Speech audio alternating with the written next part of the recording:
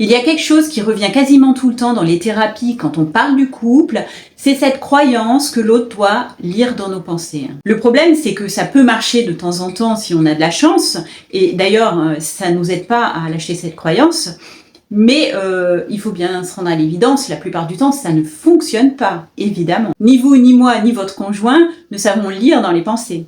Mais on a beau le savoir, on continue avec cette croyance que si l'autre m'aime, s'il me connaît vraiment, il doit deviner.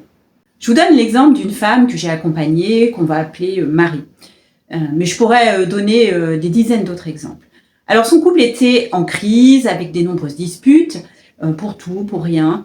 Et elle vient me consulter pour prendre un peu de recul sur la situation et faire le point. Et à un moment, elle me dit, entre autres, « Et puis j'en ai marre, on va jamais au restaurant, j'attends de voir, la semaine prochaine, c'est mon anniversaire, je vous fais le pari qu'il ne va pas m'inviter au restaurant. » Je lui demande alors si elle a formulé clairement cette envie d'aller au resto tous les deux, ce à quoi elle me répond « Bah non, je veux que ça vienne de lui. » Alors prenons du recul sur cette situation qui est très banale pour analyser ce qui se passe. Écoutez bien, je reproche à mon conjoint de ne pas répondre à une demande que je n'ai pas formulée. Dit comme ça, vous trouvez ça dingue? Moi aussi. Et pourtant, si on n'est pas vigilant, on a tous cette tendance à faire ça. Et c'est loin d'arranger nos problèmes de couple, c'est évident.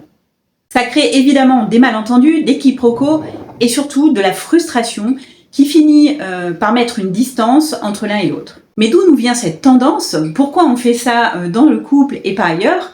Je vous explique tout ça en partie 2.